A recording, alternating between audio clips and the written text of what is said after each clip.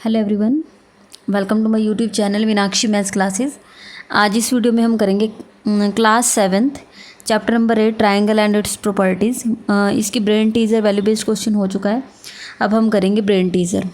Question number 1 capital A part, tick the correct options. अब हमें इसमें क्या करना है, MCQs हैं, मल्टीपल चॉइस क्वेश्चन है। एक क्वेश्चन की 4 ऑप्शन दी गई हैं, जो ठीक है आपको उसको टिक करना है।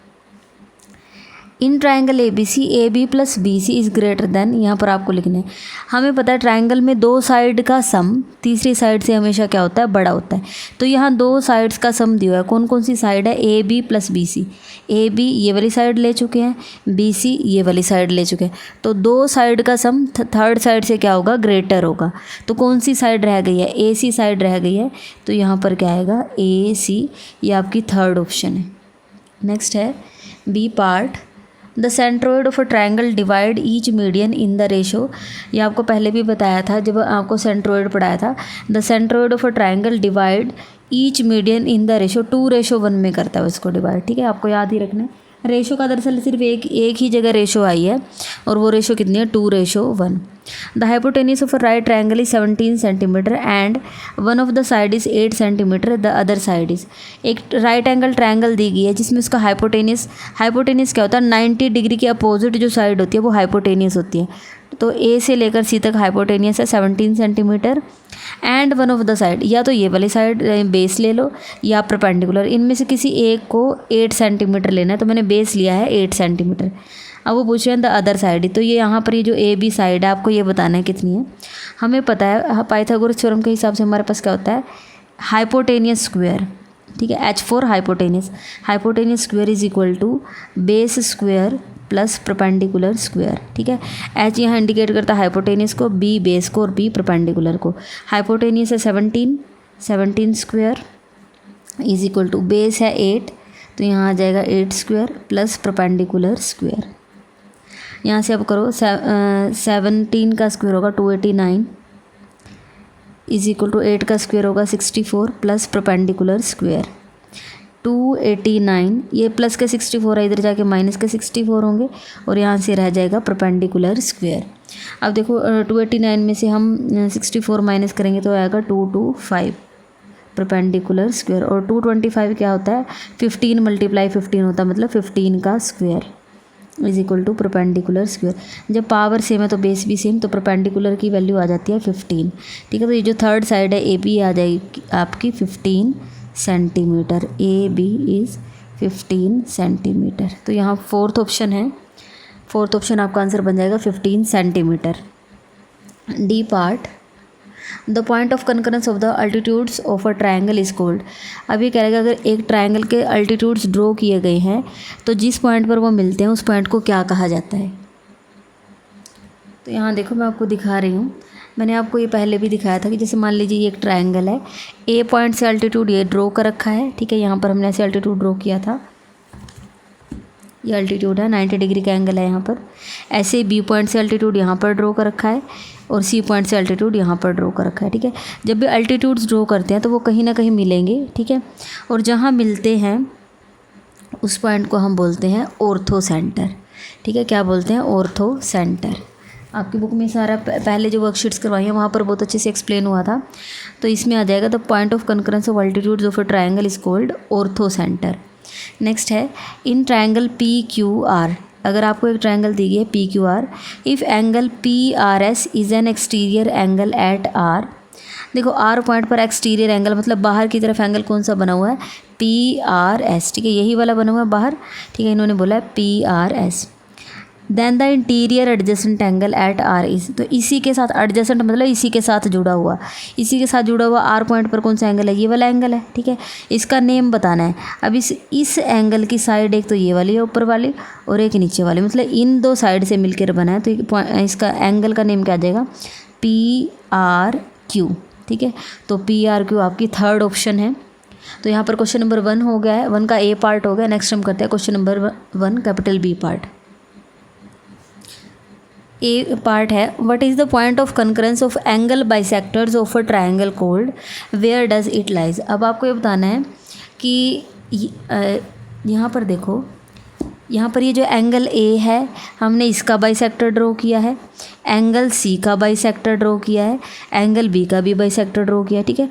तो एंगल बाइसेक्टर जहाँ पर मीट करते हैं, जैसे इस पॉइंट पर, इसको हम बोलते हैं इन सेंटर, ठीक है। ये जो ओ पॉइंट है ये किसको शो करता है, इन सेंटर, ठीक है। तो यहाँ पर हमें लिखना है what is the point of concurrence of angle bisectors of a triangle cold, तो इसको हम क्या बोलेंगे, इन सेंटर, इन सेंटर, ठीक है।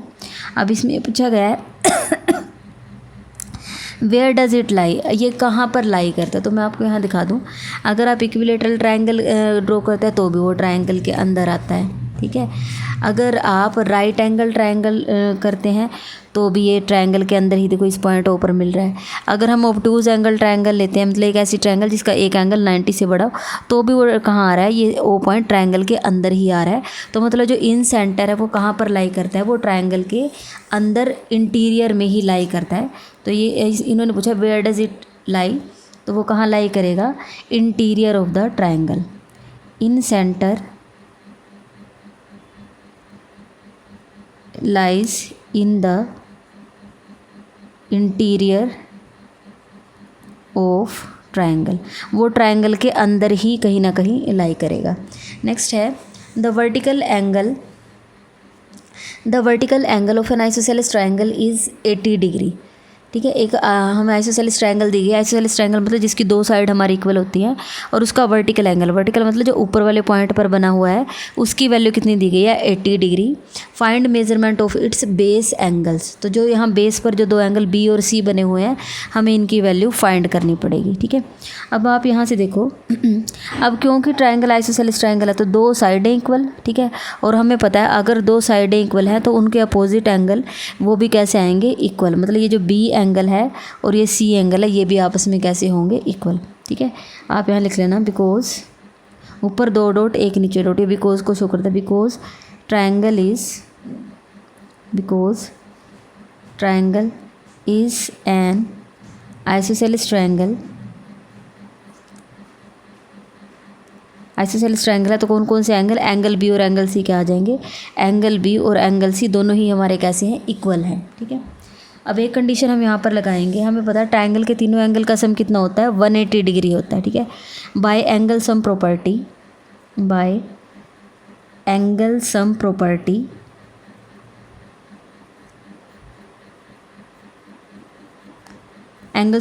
से angle A plus angle B plus angle C is equal to 180 degree.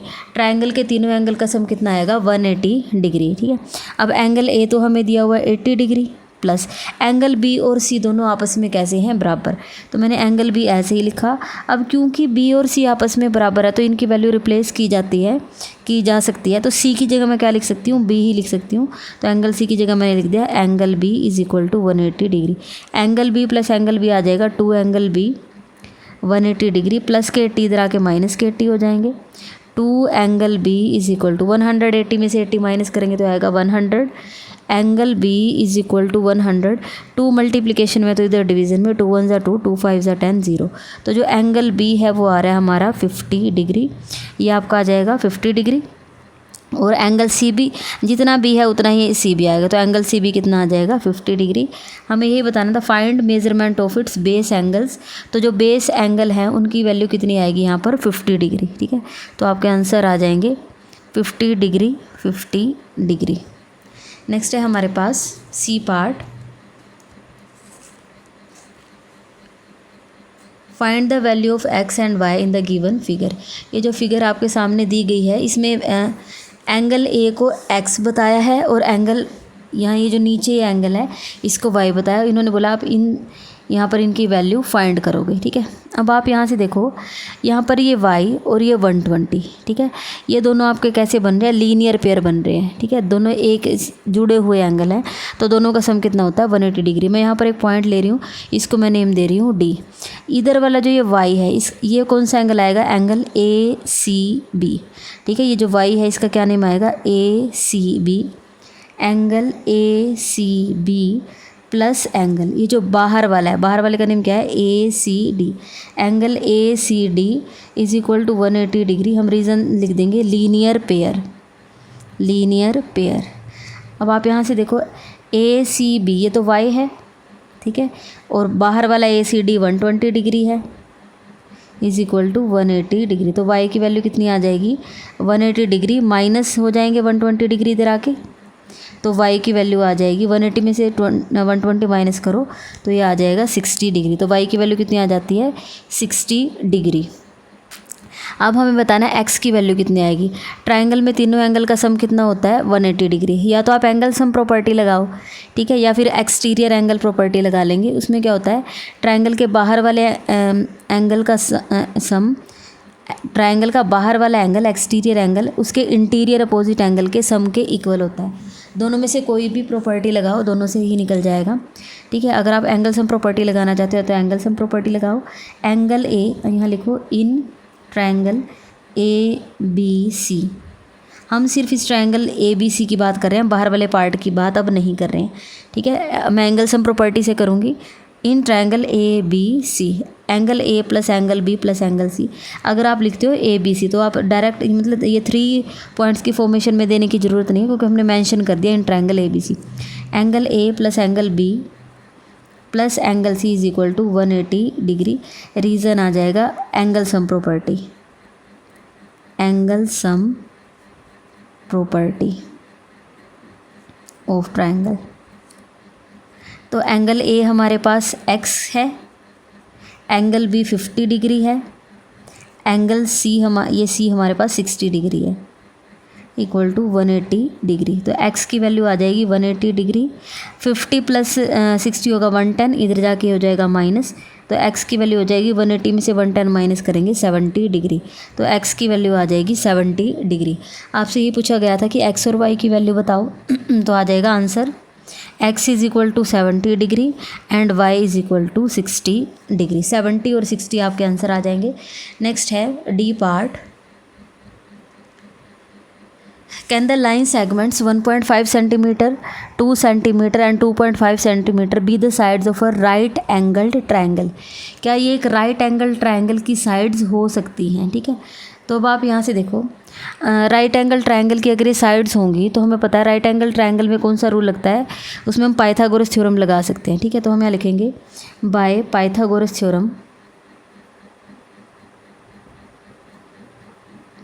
Pythagoras theorem से हमारे पास क्या आता है hypotenuse square is equal to base square plus perpendicular square. ये आना चाहिए, ठीक है। अगर ये आ जाता तो वो राइट एंगल ट्रायंगल पॉसिबल है, ठीक है। तो मैं यहाँ से हम क्या करेंगे, ये रूल कब लगता है जब आपको क्या करना है बड़े वाली साइड का स्क्वायर एक तरफ करो, 2.5 सबसे बड़ी साइड ये है तो मैं इसका स्क्वायर एक तरफ करूँगी, ठीक है।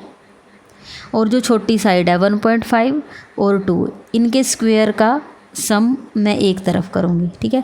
अगर इन दोनों के आंसर सेम आ जाते हैं तो राइट एंगल ट्रायंगल पॉसिबल होगी, ठीक है।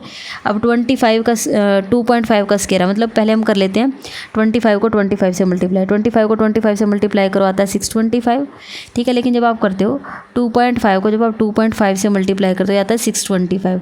अब एक डेसिमल यहाँ से एक डिजिट यहाँ से, तो टोटल 2 डिजिट के बाद डेसिमल आएगा 6.25।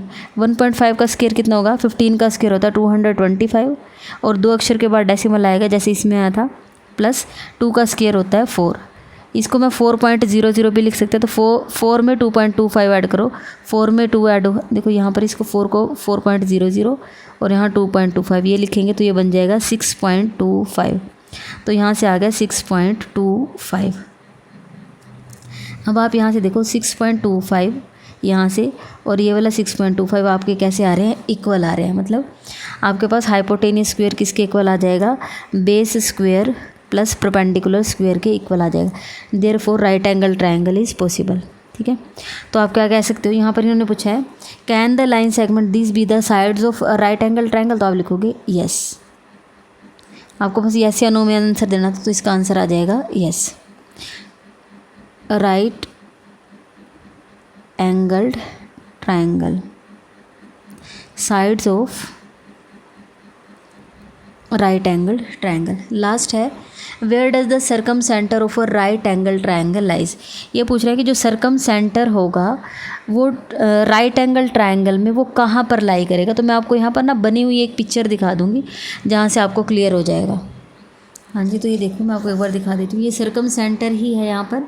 ये वाला आपका ये इक्विलेटरल या फिर एक्यूट एंगल ट्रायंगल है, ये ऑब्टूज एंगल ट्रायंगल, और ये राइट एंगल ट्रायंगल पर।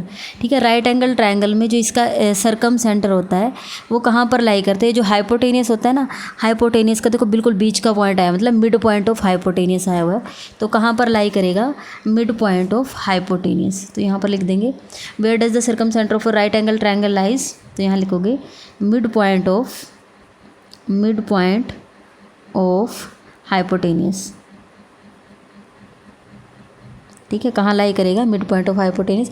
आपको फिगर बना के दिखाने की ज़रूरत नहीं है, सिर्फ आपको आंसर देना था, तो आंसर यही आएगा। तो यहाँ पर आपका क्वेश्चन नंबर 1 हो गया। अगर आपको वीडियो अच्छी लगी है तो आप वीडियो को लाइक करें, मेरे चैनल को सब्सक्राइब करें और अपने फ्रेंड्स के साथ शेयर ज़रूर करें। Thank you so much.